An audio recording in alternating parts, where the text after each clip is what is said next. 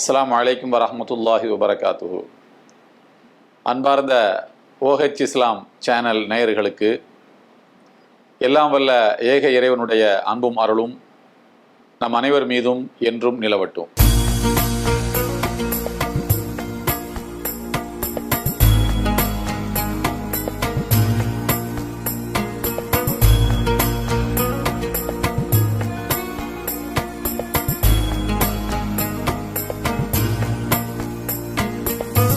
அல்லாஹு அக்பர்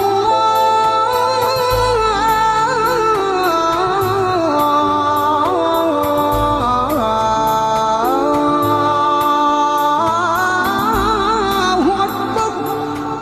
இந்த வீடியோவை உங்களுக்கு வழங்குபவர்கள் பேசஸ் pay, secure digital payments with multiple features and great success rate. வழிகாட்டும் வான்மறை என்ற சிறப்பு வாய்ந்த இந்த தொடரில் உங்களை எல்லாம் இன்றும் சந்திப்பதில் மகிழ்ச்சி. அன்பானவர்களே, நாம் அன்றாடம் பல மனிதர்களை சந்திக்கிறோம். பேருந்தில், ரயில் பயணத்தில், ஏன் சாலைகளில் நாம் சிக்னலிலே காத்திருக்கும் நேரத்தில், ஏதாவது கடைகளுக்கு செல்லுகின்ற போது யதார்த்தமாக சில மனிதர்களை நாம் சந்திப்பதுண்டு. அப்படி சந்திக்கின்ற வேளையில் அவர்கள் நம்மீது அன்பை பொழிவார்கள். சில நேரங்களில் ஒரு புன்னகையை உதிர்ப்பார்கள்.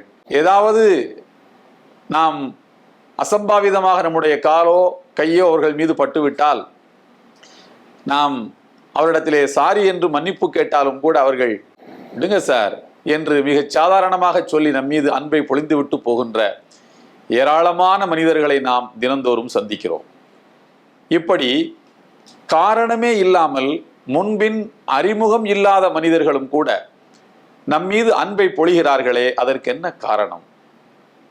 பேரறிஞர் இப்னுல் முன்கதிர் அவர்கள் அபு ஹாசிம் என்கின்ற அறிஞரை சந்திக்கின்ற போது அவர்கள் சொன்னார்களாம், அறிஞர் அபு ஹாசிம் அவர்களே, நான் அன்றாட வாழ்வில் எல்கானியன் நாசு ஃபயதுஊன லீ பில் கைர், நான் சில மனிதர்களை சந்திக்கிறேன் அல்லது என்னை சந்திக்க சில மனிதர்கள் வருகிறார்கள்.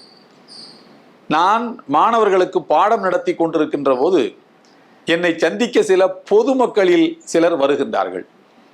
அப்படி வருகின்றவர்கள் என்னிடமிருந்து விடை பெற்று செல்கிற போது எனக்காக நல்லபடியாக இறைவனிடத்திலே வேண்டிக் கொள்கிறார்கள், எனக்காக பிரார்த்தனை செய்கிறார்கள். நீங்கள் நன்றாக இருக்க வேண்டும், உங்கள் அறிவு பெருகட்டும், உங்கள் ஆரோக்கியம் வளம் பெறட்டும், உங்கள் செல்வம் பெருகட்டும் என்று எனக்காக அவர்கள் நல்லபடியாக பிரார்த்தனை செய்கிறார்கள். நான் அவர்களை இதுவரைக்கும் என்னுடைய வாழ்நாளில் பார்த்ததே இல்லை. அப்படிப்பட்ட மனிதர்கள் என் மீது அன்பை பொழிகின்றார்கள். அவர்களுக்கு நான் எந்த உபகாரமும் இதுவரைக்கும் செய்ததில்லை. பார்த்தால் தானே உபகாரம் செய்ய முடியும். ஒரு மனிதரை பார்த்து புன்னகை பூப்பதும் ஒரு தர்மம் என்றார்கள் நபிகள் நாயகம் அவர்கள். பார்த்தால் தானே புன்னகை பூப்பதற்கு. இதுவரைக்கும் அவர்களை நான் பார்த்ததே இல்லை. ஆனால் என்னை சந்திக்க வந்து என்னிடத்திலே சிறிது நேரம் அமர்ந்து நான் பாடம் நடத்துவதை கேட்டுவிட்டு விடை பெற்று செல்கிற போது எனக்காக அவர்கள் பிரார்த்தனை செய்து விட்டு செல்கிறார்கள், என் மீது அவர்கள் அன்பை பொழிகின்றார்கள் என்று இப்னுல் முன்கதிர் அவர்கள் அபு ஹாசிம் என்கின்ற அறிஞரிடத்தில் கூறுகிறார்கள். இதற்கு என்ன காரணம், ஏன் இப்படி என்று அதற்கு அறிஞர் அபு ஹாசிம் கூறுகிறார்கள், ذَلِكَ فَضْلُ اللَّهِ, இது அல்லாஹ் ஒரு மனிதனுக்கு தருகின்ற பாக்கியம் என்று சொல்லிவிட்டு அருள்மறையாம் திருக்குர்ஆனுடைய 19வது அத்தியாயத்தின் 96வது வசனத்தை அறிஞர் அபு ஹாசிம் அவர்கள் படித்து காட்டுகிறார்கள். இறைவன் அந்த வசனத்திலே என்ன சொல்கிறான் என்றால், இன்னல்லதீன ஆமனு அமிலு ஸாலிஹாத், யார் இறை நம்பிக்கையை கொண்டு நல்லறங்களை செய்கின்றார்களோ, நல்ல பணிகளை செய்கின்றார்களோ, அவர்களுக்கு சயஜஅலு லஹுமுர் ரஹ்மான் உத்தா, அவர்களுக்கு இறைவன் அன்பை ஏற்படுத்துவான்.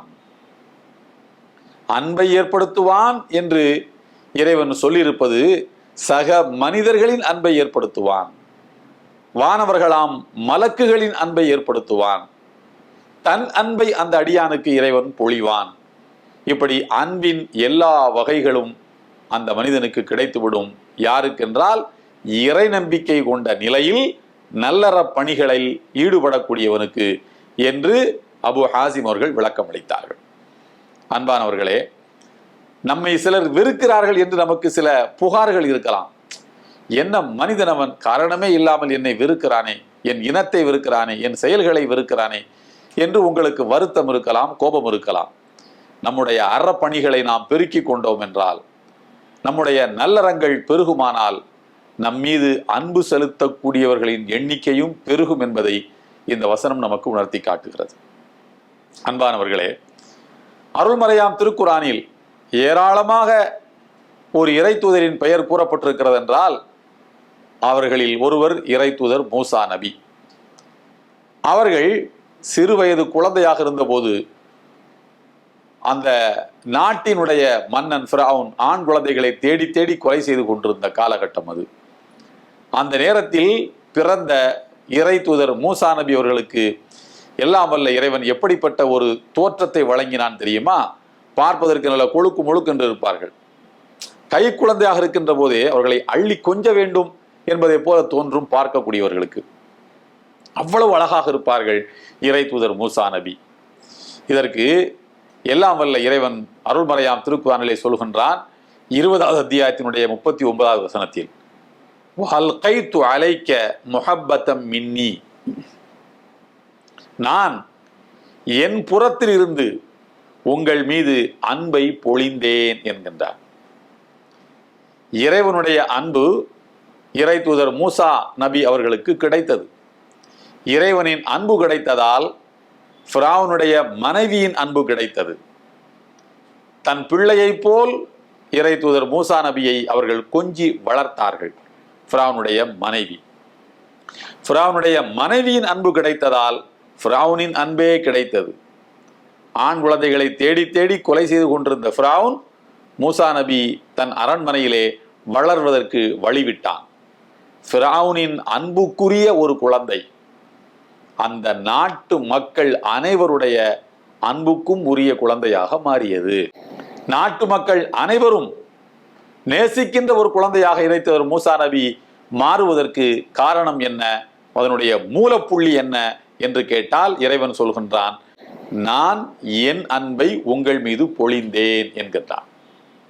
இறைவனின் அன்பு மூசா நபிக்கு கிடைப்பதற்கு என்ன காரணம் என்று கேட்டால், தாலிக ஃபதுலுல்லாஹ், அது இறைவனின் பாக்கியம். இறைவன் ஒரு அடியானை எதற்கோ தேர்ந்தெடுக்கிறான். ஒவ்வொரு மனிதனும் இந்த உலகத்திலே வாழ்வதற்கு ஒரு பர்பஸ், ஒரு நோக்கம் இருக்கிறது. அந்த நோக்கத்துக்காக இறைவன் உங்களை தேர்ந்தெடுக்கிறான். அந்த நோக்கம் உலகத்திலே நிறைவேறக்கூடிய தகுதியை அல்லாஹ் உங்களிடம் வழங்கி அதற்குரிய மனிதராக மாற்றி உலகத்துக்கு உங்களை அனுப்பி வைக்கிறான். நீ போ, இந்த களத்துக்கு போ, உன் பணிகளை செய் என்று அனுப்பி வைக்கிறான். எப்போது நாம் உலகத்துக்கு அனுப்பப்பட்ட அல்லது படைக்கப்பட்ட பர்பஸ் என்கிற நோக்கம் நிறைவேறி முடிந்து விட்டதோ அப்போது நம்மை இறைவன் அழைத்துக் கொள்வான். அதனால்தான் பிறப்புக்கு நாம் என்ன இடத்தை தருகிறோமோ அதே இடத்தை இறப்புக்கும் தர வேண்டும். பிறப்பு இயல்பானது, இறப்பும் இயல்பானது. சிலருடைய பிறப்பு இகழ்ச்சிக்குரியதாக இருக்கலாம், அவர்களுக்கும் இறப்பு இயல்பானது. சிலருடைய பிறப்பை உலகமே எதிர்நோக்கலாம், அவர்களின் இறப்பும் இயல்பானது. வந்தவர்களுடைய நோக்கம் நிறைவேறிவிட்டால் அவர்கள் இறைவனிடம் போய் சேர்ந்து விடுவார்கள். இறை தூதர் மூசா நபி உலகத்துக்கு வந்ததற்கு காரணம் இந்த உலகத்தில் அக்கிரமத்துக்கு முடிவு கட்டி பாதிக்கப்பட்ட மக்களுக்கு நல்வாழ்வை தருவதுதான். அந்த நோக்கத்தை நிறைவேற்றுவதற்காக எல்லாம் வல்ல இறைவன் இறை தூதர் மூசா நபி மீது அந்த பகுதியிலே வாழுகிற, அந்த நாட்டில் வாழுகிற எல்லா மக்களும் அன்பு செலுத்தக்கூடிய சூழ்நிலையை ஏற்படுத்தினான். இது இறைவன் தந்த பாக்கியம் என்கின்றார் அறிஞர் அபு ஹாசிம் அவர்கள். அன்பானவர்களே, நம்முடைய பர்பஸ் என்ன? நாம் அன்பை பெற வேண்டுமானால் நல்லறங்களிலே ஈடுபட வேண்டும் என்கின்ற இந்த இறை வசனத்தினுடைய கருத்துக்களை உள்வாங்கி நாம் வாழ்வோம். எல்லாம் வல்ல இறைவனுடைய அன்பும் அருளும் நம் அனைவர் மீதும் என்றும் நிலவட்டும். இந்த வீடியோ உங்களுக்கு பிடிச்சிருந்தா லைக் பண்ணுங்க, ஷேர் பண்ணுங்க, கமெண்ட் பண்ணுங்க.